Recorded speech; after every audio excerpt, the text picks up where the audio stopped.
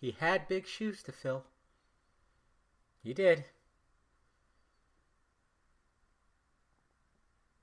And he ended up not being the worst part of the movie.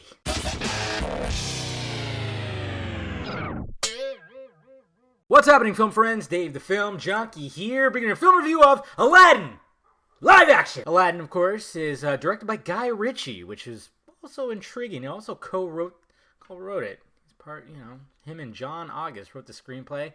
And, of course, it stars Will Smith, Mena Massoud, Naomi Scott, and Moran Kenzari. Sorry, I'm terrible with names. You guys know this. And you already know the story of Aladdin, street thief, who's got his little buddy Abu, and they do a little thieving. And then when Jafar is trying to get this magic lamp that's in this crazy cave that can only a diamond in the rough. You gotta get somebody in there that is, I guess, noble or a diamond in the rough. So he makes Aladdin get this lamp, and of course shit happens where he ends up rubbing the lamp, and a nice little big blue genie comes out, and of course we know what happens with that. 3 wishes, and one of the wishes is to make him a prince because he has fallen for Princess Jasmine, and I can see why. But of course Jafar wants the power, this, that, and this. You know what's going on. So what did I think of Aladdin? Not as bad as I thought it was going to be. You know what's funny?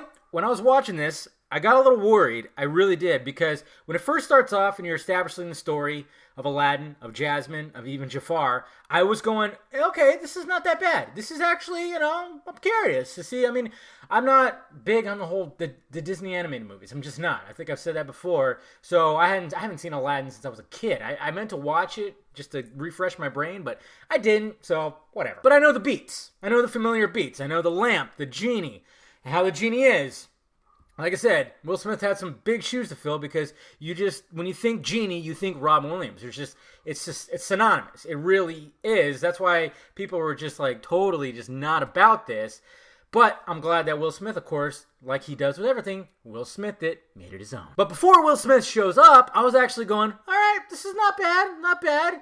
I could see just slight Guy Ritchie-isms, not as much as with his other movies, but I was kind of like, okay, and then I was kind of worried. I went, oh man, is this gonna all go downhill when Will Smith shows up? Thankfully it didn't, and his charisma, he's very charismatic, he's very Will Smithian, and the fact that it's the genie, it actually worked out. It actually worked out pretty good. Like I said, it's not the worst part of the movie, and I was actually pleasantly surprised that I was like, well, I was actually more relieved because I love Will Smith, and I went, okay, you're good. Even the other actors, guy who plays Aladdin, which I can't say his name right, Mena Massoud, he was all right, but, he was a little, he would get a little cartoonish at times, but for the most part, he was okay. And Naomi Scott was probably, I don't know. I've had a crush on her since Power Rangers, and it's just like, jeez. She's just gorgeous. Gorgeous! And she's probably the best one out of the whole thing, And there's some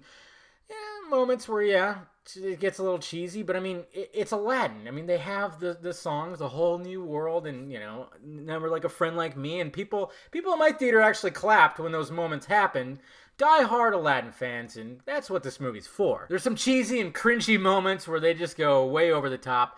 I would say the worst part of this movie is fucking Jafar, and I already knew that was going to happen because it just didn't work with this guy. Kenzari, I haven't seen him in anything else, and I'm sure he's great, but it just didn't work here. His voice was too high, and he just was just over the top. Very over the top, where it was just, he might as well have just looked at the camera and just started talking to us, because it didn't work. It doesn't feel like a movie at all, most of the time I should say, because everything is just a set. It's a set. It might as well just been a live action musical that they had, because everything is so pretty and colorful and polished when certain parts shouldn't be like that, I guess. But at the same time, I'm going, well, they're not going to just do that, because when you look at other ones, like, for instance, if you compare Jungle Book and Mowgli, if you look at both of those, you got Jungle Book, which is has the songs, has the more happier stuff, even though the CGI is done really well and it has dark moments.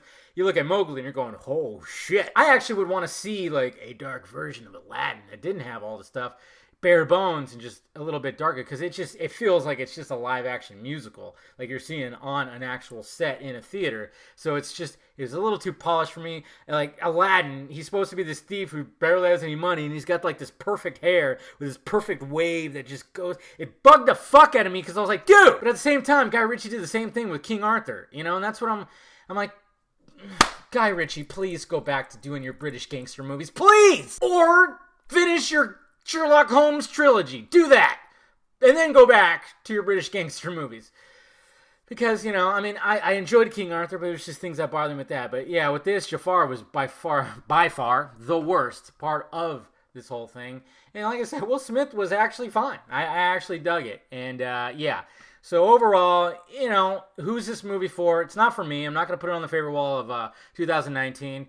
Who's it for? It's for diehard Aladdin fans, 100%. Like I said, I saw people with Aladdin shirts, Jasmine shirts, and they're the ones that were clapping. Kids as well. I saw kids when the music was happening. They were dancing in their chairs. So take your kids, and if you have any kind of nostalgia or sentimental value to this movie, and you want to see basically that movie wrapped in flesh, that's for you. But if you didn't feel that, you don't really have kids, your kid doesn't want to see it, don't go see it. You could skip it. There you have it, guys. That's my review of Aladdin. Let me know if you saw it down below and what you thought about it. Hit that like, thumbs up button if you'd be so kind. Subscribe to my channel, visitfilmjunkie.com for all my content.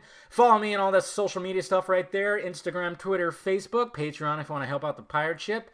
And then, of course, shirts and stickers down below as well. All right, guys? I'll talk to you later. Never had a friend like me.